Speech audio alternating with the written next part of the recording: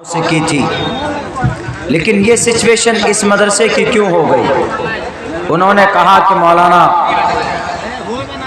Corona की वजह से मदरसे में पढ़ाने वाले जो थे, रमज़ान के महीने में जो चंदा और कलेक्शन हुआ करता था वो बंद हो गया, और फिर कोई असबाब नहीं रहा, आमदनी के सारे असबाब बंद हो गए, इसीलिए मदरसा बंद करना पड़ा।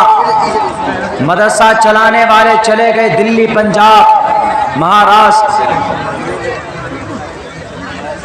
और मदरसे में ताले डाल दिए गए। अगर हर मदरसे में ताले डल जाएंगे तो ज़रा बताओ मुझे कि हमें अकीदा कौन बताएगा? ज़रा हमें बताओ कि हमें कुरान कौन बताएगा? अगर हमारे मदरसों में कुरान की तालीम नहीं होगी, सुन्नते रसूलुल्लाह को कोई पढ़कर सुनाने वाला नहीं होगा, तो हमारा अकीदा फिर कैसा होगा? दकियानूसी अकीदा होगा। जैसे आज की तारीख में क्रिश्चियन का अकीदा है, आज की तारीख में जुडाइज़म का अकीदा है, आज की तारीख में हिंदू भाइयों का जो गलत कॉन्सेप्ट है वैसा ही अकीदा हमारा और आपका होगा। अगर हमारे ये उलमा ना हो, अगर हमारे मदरसे ना हो, मैं आपको लिख कर देता हूँ, पत्थर पर लिख कर देने के लिए तैयार।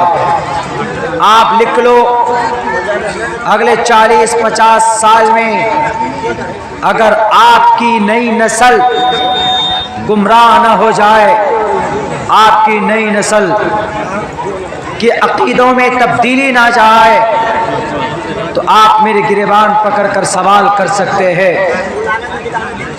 यही गुनाह किया है यहूदियों ने, यही गुनाह किया था जुडाइज़म के पादरी और पोप ने, उनके उलमाए रहबानीगीन ने। उन्होंने सही अकायद को, अपने ग्रंथ की सही बातों को छुपाना शुरू कर दिया, तो आज उनके अकीदे बदल गए और उनका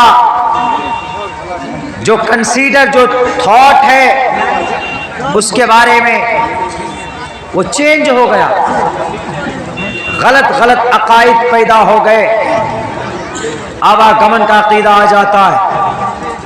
अगर हमारे उलमा मौजूद होंगे, वो कहेगा कि आवागमन इट हैज़ नो रियलिटी, इसकी कोई हकीकत नहीं, कोई सच्चाई नहीं।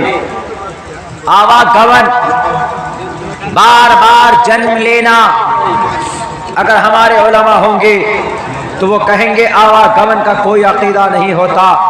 आदमी मरता है, डायरेक्ट अल्लाह के पास पहुंचता, ऐसा नहीं कि मरेगा, मरने के बाद उसका जन्म होगा अलग अलग शक्ल में। कुरान इसकी मखालफत करता, अहादीस रसूल इसकी मखालफत करता, इसकी कोई हकीकत नहीं है आवागमन का, तो कौन बताएगा हमें? हमारे उलमा किराम बताएंगे।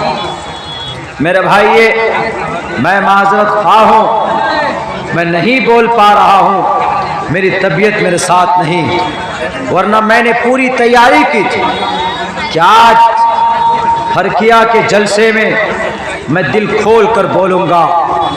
मैं मेरी मजबूरी के साथ आपके बीच में हूँ, लेकिन ऐसा नहीं है कि ये जलसा अपनी जवानी खो चुका है, ऐसा नहीं है, बल्कि और मुकर्रिरीन हैं जो हमसे बेहतर बोलना जानते, जो हमसे बेहतर तरीके से आपको कुरान और हदीस समझा सकते हैं, वो आएंगे आपके बीच में। लेकिन मैं एक ऑर्डर को, एक वादे को पूरा करने के लिए आपके बीच आया हूँ, और मेरे ख्याल से बहुत काम की ये बात। जो लोग मदरसों को हकारत की निगाह से देखते हैं, अगर तुमने मदरसों को हकारत की निगाह से देखा तो आने वाली नस्ल को भूल जाओ कि वो दीनदार होगी तुम्हारी वो कौम। गुनाह यही किया था हिंदू भाइयों के, पुरुषों ने, हिंदू भाइयों के महाआत्माओं ने। उन्होंने अपने ग्रंथों की सही बातें बतानी छोड़ दी, गलत अकीदे आ गए। मांस खाने की बात आती है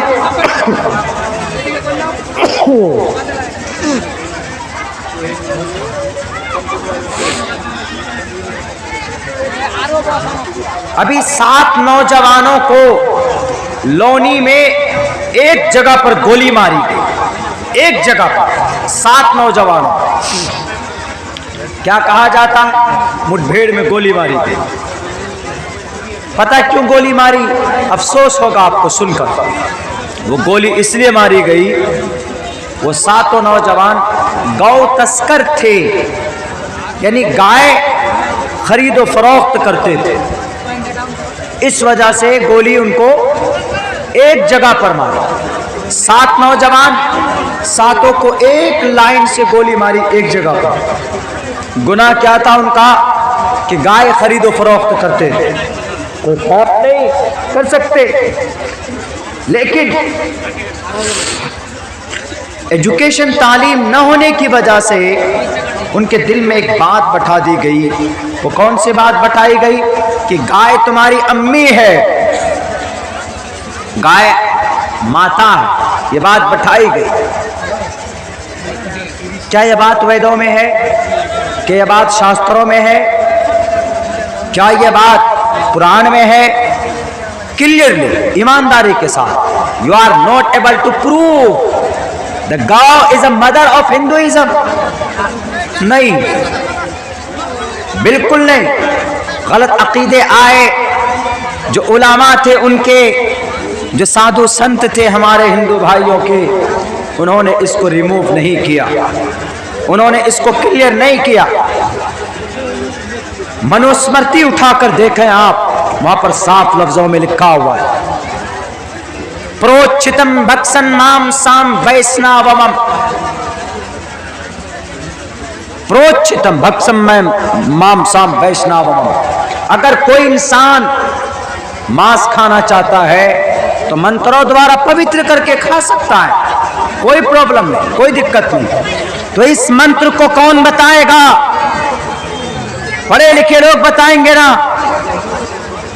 अब पढ़ा लिखा तबका तो क्या बन चुका है? गुलाम बन चुका, चापलूस बन चुका।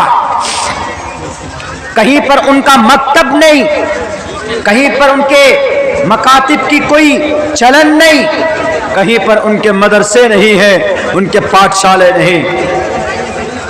मैं ये सिर्फ इसलिए बता रहा हूं ताकि हम और आप समझ सकें कि अल्हम्दुलिल्लाह सुम्मा अल्हम्दुलिल्लाह, हमारे बीच में जो हमारे मदरसे हैं, इन्हें हमें अगर ज़रूरत पड़े, 2 वक्त 2 रोटी बनी है घर में, 1 रोटी खाओ, 1 रोटी बचाओ और अपने मदरसों को तरक्की दो, आगे करो।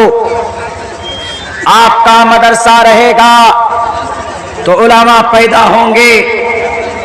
बुखारी शरीफ की अहादीस आपके सामने पढ़ी जाएगी।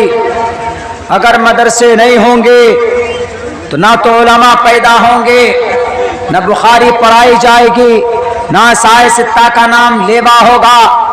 आपके अकीदों के अंदर तब्दीली आएगी, आपके बच्चे बुत परस्त होंगे और आपके जनरेशन के अंदर अपनी शरीयत के ताल्लुक से गफलत बढ़ती जाएगी। फिर अल्लाह तबारक व तआला जैसे जिन्नातों को इस जमीन से खत्म किया था, तो अल्लाह कुरान में कहता है, या अय्युहल्लज़ीना आमनू मन यर्तद्द मिनकुम अन दीनी, अगर तुम दीन से, कुरान से, नमाज से, अहादीस से, शरीयत से तुम पहलू तय इख्तियार करोगे तो अल्लाह तबारक व तआला तुम्हारे जगह पर किसी और कौम को लाएगा और वो कौम सिर्फ अल्लाह की इबादत करेगी, और अल्लाह वो कौम जो आएगी वो तुम जैसी कौम नहीं होगी। अल्लाह उनसे मोहब्बत करेंगे, वो अल्लाह से मोहब्बत करेंगे।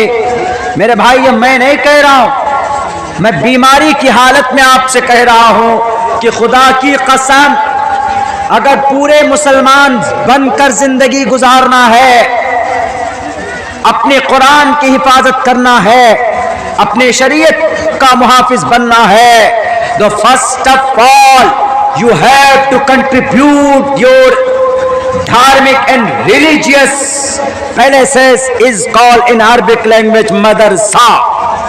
दर्स देने की जगह आपको इन मदरसों को आगे करना होगा, आगे बढ़ाना होगा। हाँ, अगर कोई एतराज करता, हम जानते भारत के संविधान के मुताबिक क्या आपका यह मदरसा सही है? क्या आप अगर मकतब चलाते हैं तो जायज है मकतब चलाना? जी जायज। भारत के संविधान का दफा number 30, article 30 right of minorities to establish and administer educational institutions. Bharat के संविधान का दफा नंबर 30 माइनॉरिटीज के हक हुकूक। माइनॉरिटी में कौन? मुसलमान, दलित, minority. Right of minorities to establish and administer, बुनियाद डालना मदरसे की, उसको क़याम में लाना, मकतब चलाना, मदरसा बनाना, मस्जिद बनाना। टू एस्टैब्लिश एंड एडमिनिस्टर, मोहतमिम बनाना, हेड मौलाना बनाना, सेक्रेटरी बनाना, कमेटी बनाना, ट्रस्ट बनाना, सोसाइटी बनाना। एडमिनिस्टर एजुकेशनल इंस्टीट्यूशंस, अपने तालीमी इदारे के लिए आप कर सकते हैं। आगे और क्या कहा देखिए एक्सप्लेन में, ऑल माइनॉरिटीज, सारे मुस्लिम और सारे आदिवासी और दलित, all minorities whether based on religion और लैंग्वेज, अगर वो अपनी जुबान के आधार पर कोई मदरसा बनाना चाहे, कोई मस्जिद बनाना चाहे, all minorities whether based on religion or language shall have the right to establish, उसको हक है वो मदरसा बना सकता है। मैं कहूंगा सुप्रीम कोर्ट में खड़े होकर, मैंने कही है ये बात, आसाम के मिनिस्टर के अदालतों के दीवारों तक मैंने आवाज पहुंचाई। हमने कहा है वहां के जो उस वक्त के होम मिनिस्टर थे हेमंत बिश्व शर्मा को, हमने कहा क्या आप आसाम के मदरसों को बात बंद करने की बात करते हो? नहीं है आपके लिए जायज। क्यों? भारत का संविधान कहता है shall have the right to establish, उसको इजाजत है। किसको? All minorities whether based on religion और लैंग्वेज। मौलाना समझकर बेवकूफ मत समझना कि मदरसे में पढ़ने पढ़ाने वाले कुछ नहीं जानते। कुरान की नूरानी ताकत हमारे अंदर होती है। हम 3,22,000 अल्फाज को याद कर सकते हैं, तो हम भारत के संविधान का आर्टिकल 300 भी हम याद कर सकते हैं। हमने कहा था shall have the right to establish, हम मदरसा बना सकते हैं, हमें कोई माए का लाल रोक नहीं सकता, इसलिए कि it's our fundamental rights. Shall have the right to establish and administer on their choice, अपनी मर्जी से ऑन देयर चॉइस। अगर आपके मदरसों में कोई ताले लगाता है 427 धारे के तहत, 427 दफा के जुर्म के तहत, आप उसके खिलाफ केस बुक कर सकते हो। मेरे भाइयों, मैं मौलाना थोड़ा अलग टाइप का हूं। मैं कुरान और हदीस के साथ साथ में कहाँ कानून को मिला देते और कहाँ आर्टिकल को घुसा देते, लेकिन ये ज़रूरी इसलिए कि आप इस मुल्क में रहते हैं, तो जहाँ पर मन राअ मिनकुम मुनकरन फल्युग़य्यिरहु बियदिही, शराब पीना सिर्फ मुनकरात नहीं है, गाय के नाम पर आपको मारना भी मुनकरात में से है, टोपी दाढ़ी देखकर आप पर जदोगोद करना यह भी मुनकरात में से है, मुखिया घोटाला करता है तो मुनकरात में से है, पैसे लेकर नाजायज तरीके पर वोट देना और लेना मुनकरात में से है, सड़क को गलत तरीके पर बनाकर पैसे लूटते हैं मुनकरात में से है, नमाज छोड़ना सिर्फ मुनकरात में से नहीं। कुरान सिर्फ इन्हीं बातों के लिए नहीं आया, बल्कि ओपन कुशादा माना है इसका, हर बुराई जो समाज में पाई जाती है इन बुराइयों का खत्म करना कुरान का मकसद, अहादीस रसूल का मकसद। तो मेरे भाइयों, मेरा कल सफ़र भी गुजरात का है। अल्लाह से दुआ करते हैं कि अल्लाह हमारी सेहत और ये जो थोड़ी सी दिक्कत परेशानी है अल्लाह शिफाए कामिला आजिला दाइमा मुस्तमिर अता फरमाए। बैर कैफ मैं बहुत ज़्यादा चीख नहीं सकता, बस मैं इतना कहूँगा कि आपके इस गांव के इस इदारे को हमारे बहुत सारे नौजवान आए हैं शेख जर्जीस अंसारी साहब की तकरीर सुनने। मौलाना अब्दुल्ला साहब तो आपके करीब के हैं, मैं आपके करीब का हूँ, और अगले बार अगर इलेक्शन होगा तो मैं नेता भी बनकर आपके बीच आ सकता हूँ। मेरी फ़िक्र मत कीजिए, बाहर से मेहमान मुकर्रर आए हैं, आपके इस मदरसे के प्लेटफॉर्म से आपसे कुछ बातें करेंगे, तो एन आखिर तक उनकी बातें सुने, और चाहे 1 रुपए से ही मदरसे की ताउन ज़रूर करें आप, 1 ही रुपए से सही। जब भी ज़रूरत पड़े मुकर्रर बैठेंगे कलेक्शन के लिए, आप उनके कहने के मुताबिक आप ताउन करें। मेरे भाइयों, ताउन करेंगे अल्लाह के हमें उसका अजर मिलेगा। और फिर मैं चाय क्या पीऊँ भाई, मेरी तो बस, मैं डर से आया आपके इस जलसे में, मैं डर से आया। मैंने कहा भी था कि मैं आपका जलसा देखूं या मैं अपनी सेहत देखूं। मगरिब के बाद मैंने बात कही, उन्होंने कहा कि शायद बहुत बेइज्जती हो जाएगी। तो खैर उस हालत में भी आपके पास पहुंचा, या आपकी मोहब्बत है कि हम यहाँ तक पहुँच गए। लेकिन इतनी बात जरूर, अगर मुसलमान बनकर रहना है आपको, आपकी नस्ल को, तो मदरसों को ज़िंदा रखना होगा। और मदरसों को ज़िंदा रखने के लिए क्या करना होगा? हमें चंदा देना होगा।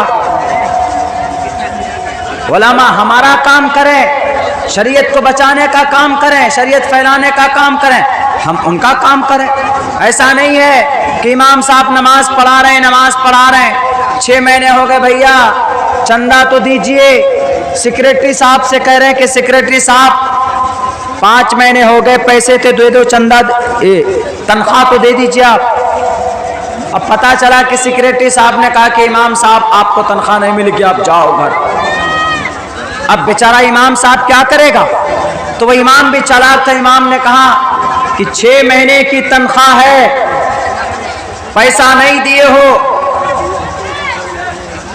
6 महीने की नमाज वापस करो, तुम लौटा करो, दोबारा पढ़ो। सेक्रेटरी साहब ने कहा क्यों? कहा कि 6 महीने से हमने बिना वजू के ही नमाज पढ़ाया है तुम लोगों को। हम इनका ख्याल रखेंगे या आपका ख्याल रखेंगे? इनकी तनख्वाह में बढ़ोतरी कीजिए। क्यों? इनको भी घूमने जाना है, इनको भी लीनन का कपड़ा पहनना है, इनको भी ओप्पो मोबाइल रखने का शौक है। सिर्फ आपको नहीं, आपकी शरीयत की निगहबानी ये करते हैं तो इनकी जरूरत को पूरी करना यह आपकी जिम्मेदारी है। मेरे भाइयों, करोड़ों रुपए इनाम दिए जाते हैं। कहां पर? मठों में, कहां पर? मंदिरों में। हमारे उलमा को देते हैं हम लोग इनाम? नहीं देते, ये रिवाज नहीं। कपड़ों से, तोहफे तहाइफ से हदिया देकर उनकी ताउन और उनकी मदद करें।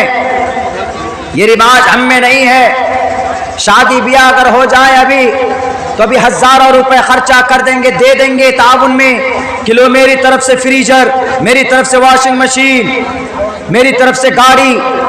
लेकिन एक इमाम साहब नमाज पढ़ा रहा होता है 24 घंटे में 5 वक्त की नमाज मुकल्लफ बनकर वो ऊपर लेकर जाता है। हम उस इमाम साहब को महीने में कभी 100 रुपए या 500 रुपए भी ताउन नहीं कर पाते। गैस कितने का आ रहा है? 1050।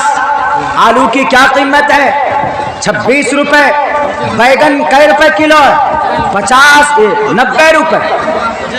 आज का रेट मैं बता रहा हूं 95 78 रुपए के हिसाब से हमको 20 किलो बैगन मिला अपने स्कूल के लिए। आलू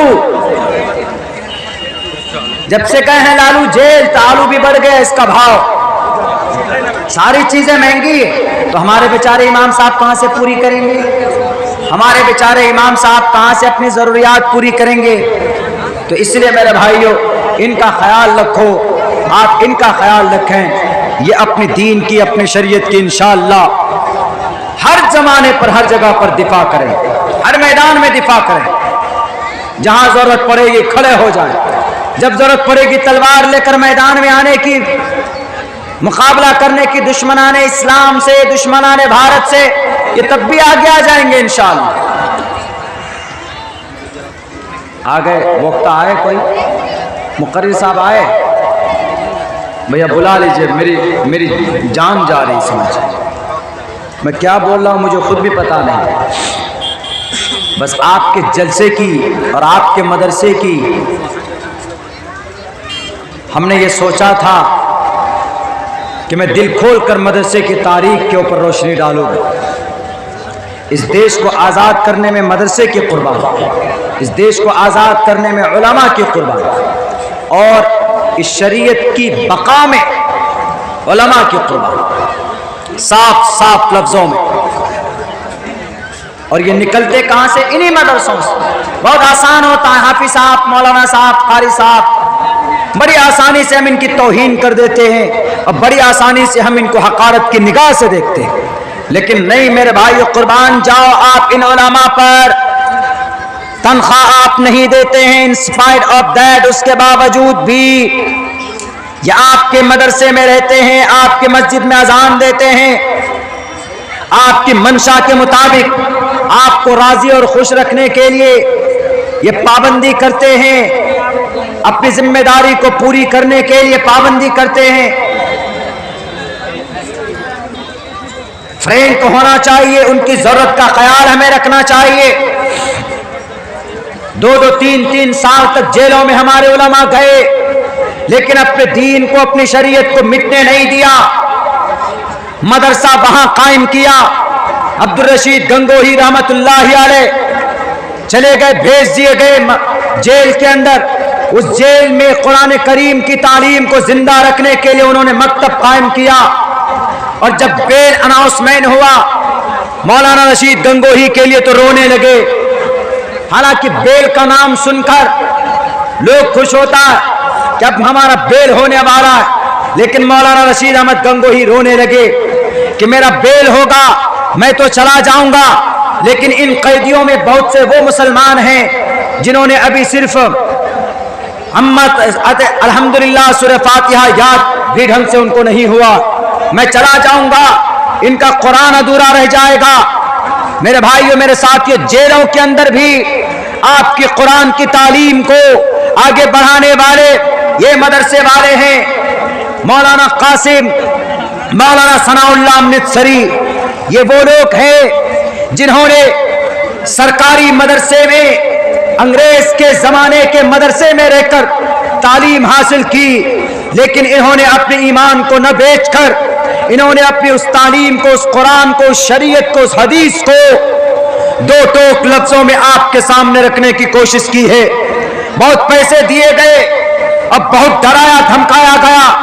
हमारे अकाबरीन नहीं डरे, नहीं धमके, नहीं उनकी धमकियों से नहीं रुके, आगे बढ़ते गए, आगे बढ़ते गए।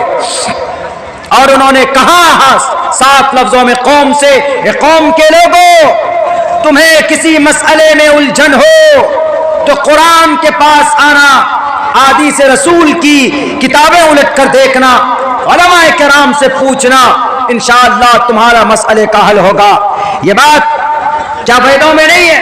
वेदों में भी तस्मात् शास्त्रम परमाणम ते कार्य अकार्य व्यवस्थितो ज्ञात्वा शास्त्र विधानोक्तम कर्म करतो यह रसी। ये शास्त्र विधि मुत्सरज वर्तते काम कार्ता न सिद्धिम वाप्नुति न सुखम न प्रांगतिम। कुरान कहता फला वरब्बिका ला युमिनून हत्ता युहक्किमुका फीमा शजरा बैनहुम। तो फला वरब्बिका ला युमिनून हत्ता युहक्किमुका फीमा शजरा बैनहुम। हमारे उलमा आज भी बोलते, हमारे हिंदू भाइयों का कोई बोलता है गुरु कि तस्मात् शास्त्रम परमाणम ते कार्य अकार्य, नहीं बोलता, वो तो जानते भी नहीं, वो नहीं जानते। हमारा कल हम अपने हेयर कटिंग के लिए पहुंचे तो वहां पर जो हमारा वो कटिंग करने वाला जो कारीगर था वो बोला क्या सर हम छठ पूजा के लिए ये काम कर रहे हैं। हमने कहा बड़े धार्मिक लगते हो भाई।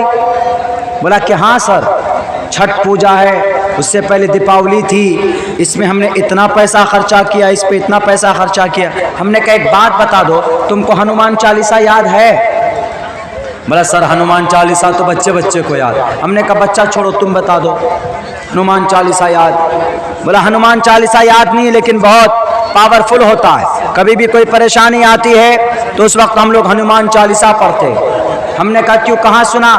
बोला कि हमने सुना है लेकिन हमको याद नहीं है, सिर्फ जानते हैं, बताई गई ये बात, लेकिन रियल जानकारी कहाँ से हासिल होगी वो नहीं जानते। हमने कहा तुम्हारा हनुमान चालीसा है जय हनुमान ज्ञान गुण सागर जय कपीसते हुनों को उजाकर। हमने कहा यह है अंजन पुत्र पवन सुत नामा अंजन पुत्र पवन सुत धामा जय हनुमान ज्ञान गुण सागर जय कपीसते हुनों को उजागर पवन सो काज कठिन जग माही। हमने कहा यह है तुम्हारा हनुमान चालीसा। और वह हनुमान चालीसा ने कभी दिवाली नहीं मनाई, कभी छठ नहीं मनाया। उन्होंने श्री रामचंद्र जी से पूछकर अपने ईश्वर की ही भक्ति की। तो ये जानकारी छुपाई ना। अगर हमारे उलमा भी जानकारी छुपाएं, कुरान के सही मतलब सही तफसीर आपके सामने ना रखें, तो बताइए हमारा अकीदा कहाँ जाएगा? तो हम भी आवागमन के शिकार हो जाएंगे, हम भी बुत परस्ती में चले जाएंगे। हो रहे हैं बुत परस्त, हो रहे हैं हमारे मुस्लिम में भी कुछ तबका, कुछ लोग होते चले जाते हैं जनाब पूजा पवित्र करने के लिए, सर झुकाने के लिए, सजदा करने के लिए अपने अपने अकाबिर के पास, अपने अपने पीर मुर्शिद के पास चले जाते हैं। नमाज का पता नहीं लेकिन सजदा करते हैं झुक झुक कर। तो ये नेमत है उलमाए किराम का वजूद और हमारे मदरसे का इस्टेब्लिश हमारे और आपके लिए ये नेमत उज़्मा है।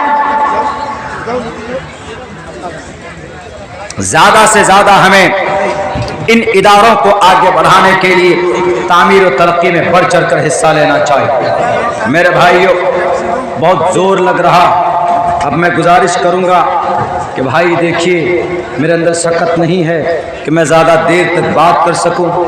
हमारे शेख मोहतरम भी तशरीफ़ ला चुके हैं, ये बातें करेंगे। और अभी बहुत दूर से इटावा से चलकर हम सबके फेवरेट सुपरस्टार मुकर्रिर, टेक्नोलॉजी वाले मुकर्रिर साहब शेख जर्जीस अंसारी साहब, मैं भी उनका फ़ैन रहा हूँ। जब हम पढ़ा करते थे इदारे में तो तब से उनकी तकरीर हम सुनते थे, अच्छी बातें करते हैं कुरान और हदीस की रोशनी में।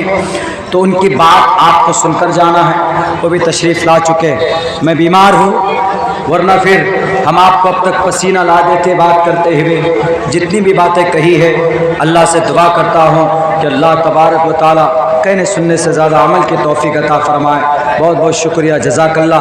अस्सलामु अलैकुम व रहमतुल्लाहि व बरकातहू। भाई आज नज़ला इतना हो गया।